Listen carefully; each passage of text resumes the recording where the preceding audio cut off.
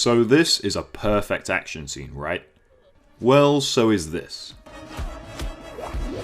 And yeah, so is this. And this one is pretty great too.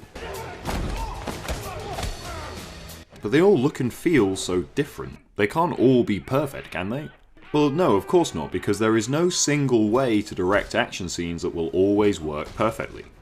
Action isn't directed by one common technique, but instead is dictated by a number of factors, from the emotion of the characters in the scene, the story around it, and even things like the fighting style used, and of course those performing the action. Jackie Chan preferred wider shots, less cutting, a more static camera. His films also generally were lighter in tone, and he made use of the environment probably more than any other action star, so the audience is given more time and space within each shot to gain an understanding of the objects around him before he makes use of them. In Oldboy, Park Chan-wook wanted to create a sort of anti-fight sequence, one that, above everything else, shows just how difficult this sort of thing is, how exhausting it would be. In addition, you have to believe that this guy would actually be capable of completing this arduous quest. By actually seeing what he can do, you never question his skills from this point on. That's why they use this long one-take sequence. The Raid starts by showing us a guy who clearly, to a certain point, is skilled. He's a cop, he's a martial artist. We don't need a long take or something to show his skill, as the cinematic language so far has done its job well enough that we expect he's going to be pretty good at beating up bad guys. What we see instead is what he is fighting for. Already we don't want him to die. So when he's fighting, it's intense. It is close and brutally violent. The film doesn't shy away from close-ups and shakiness. It's almost anti-Jackie Chan in its stylings at times, but it works because technically we still hold the shot long enough to see what is happening. After all, over-editing is much more frustrating in my opinion than shaky cam. But also that the intensity is scary. We feel how close this guy is to death at all times. Silat 2 is a less showy style, a faster, closer, arguably more kinetic way of fighting than some other martial arts. Compare the movement in the Raid, for example, to how Bruce Lee operates within the frame. Lee loved the surprise that came from a quick hit, the time spent waiting for a punch to be even thrown. Jeet Kune Do is also a very different form of martial art than Silat. Sitting out in wide allows for this kind of tension, but Evans instead has these long, drawn-out kinetic sequences that are less about showing the hero's talent and more just about how the hell will he survive. The whole film is filled with martial arts, but it's less about them. This isn't, for example, a showcase the way a film about a martial arts teacher is, and so you don't expect these simple, one-on-one, rather respectful fights you might see in Ip Man.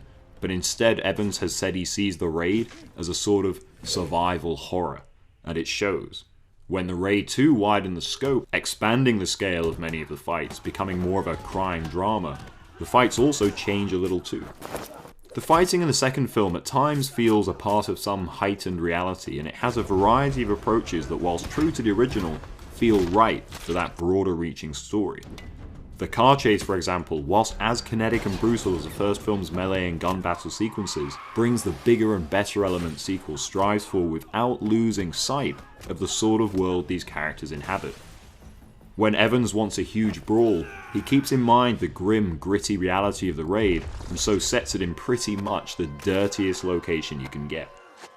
The only time you really bring in this sort of tone, the more grand cinematic feeling, is while someone is pretty brutally killed. They always remain true to what they are making, the action dictated by the story.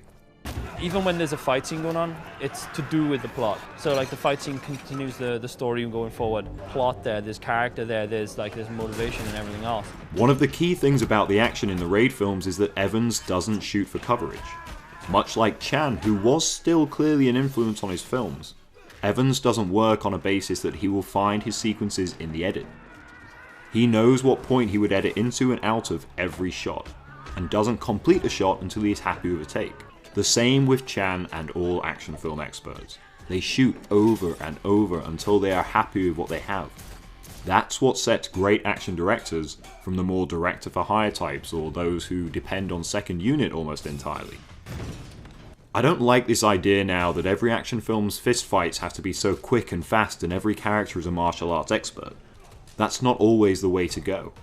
You don't always have to cheat speed and skill through shaking the camera and editing quickly. You can simply go for more hard-hitting, realistic styles that are easier for a less martial arts experienced actor to do. Look at this scene from the recent trailer for the upcoming Atomic Blonde.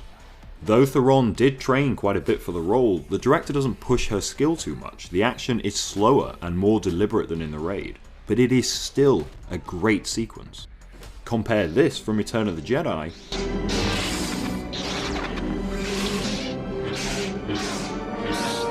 to this from Revenge of the Sith. One is incredibly over-choreographed and the other simply emotionally charged, and I know which I prefer. If you don't have 100 days to shoot your action film, or the 8 days alone it takes to get a scene like this, then simplify it, don't cheat it. If you have strong characters, and a story your audience is invested in, then the emotion and narrative the action scene provides will be enough to make it exhilarating. If the stakes are high, the tension palpable and the actor's game, then that is all you need. So you can shoot it in a more traditional way. Plan your shots. Don't film from a dozen angles. Audiences will accept this much more readily than this. So there isn't really a perfect action scene, and there isn't really a perfect technical style of shooting action. But there is an optimal way of ensuring you will get the best action sequences, and that's to know what you want and to only move on from a take when you're happy with what you have.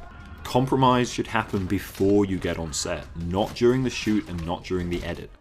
Set your limitations so that what you capture on set is going to be good, and you know what you're probably going to use. This is simple. This is complex. Both are fantastic.